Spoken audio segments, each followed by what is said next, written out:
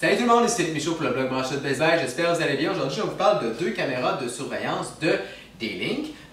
Une caméra ici intérieure et ici une caméra d'extérieur.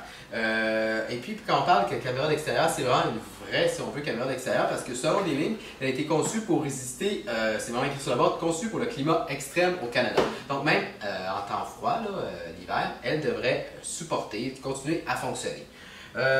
Sinon, qu'est-ce qui différencie ces deux caméras-là? Avant de parler de différence, je pense que je devrais commencer par les ressemblances. Les deux fonctionnent avec la même application, une application simple mais efficace qui offre quand même quelques options intéressantes, comme l'option qui permet de régler, si on veut, le degré de sensibilité du capteur, du détecteur de mouvement, parce que ces caméras-là peuvent détecter les mouvements comme la plupart des caméras, mais ces deux-là offrent quand même ces petits twists-là de plus que les autres caméras n'ont pas. Donc ce sera à vous de jouer, de régler la sensibilité selon vos besoins, par exemple si vous avez des chats, des chiens, tout ça.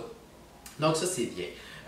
Sinon, comme je disais, il fonctionne avec la même application. C'est par cette application-là que vous allez les configurer. La configuration est très simple. Celle-ci est même encore plus simple. Vont vous demander de connecter votre câble réseau ici pour compléter, si on veut, la configuration. Mais après ça, si vous voulez, vous pouvez la déconnecter et configurer la configuration sans fil. Les deux fonctionnent évidemment comme les autres caméras de surveillance sans fil. Ils se connectent en fait sur votre réseau sans fil. Mais ce que j'ai aimé par-dessus tout de ces deux caméras-là, c'est le fait qu'elles puissent filmer, bon bien sûr les deux en 1080p, c'est déjà une très bonne résolution, mais elles offrent en fait un grand angle de 180 degrés. 180 degrés, c'est vraiment très large. En fait, si vous vivez, moi j'habite dans un condo qui a quand même une grande pièce, j'ai juste besoin d'une caméra pour voir tout ce qui se passe.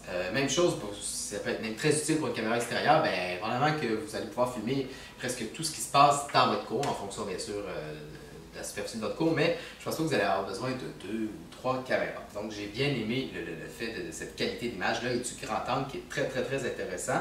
Un point négatif par contre, c'est que c'est un petit peu dommage, comme la plupart des caméras, il faut falloir, si vous voulez enregistrer localement, mettre une carte micro SD. J'aurais aimé qu'on inclue une carte micro SD, ça aurait été quand même plus intéressant. Mais à part ce petit défaut-là, ces deux caméras-là sont excellentes et à mon avis s'adressent à des gens que ça ne leur tente pas nécessairement de se procurer plusieurs caméras ou qui sont quand même des grandes maisons ou une grande cour. Ces deux caméras-là vont faire le travail.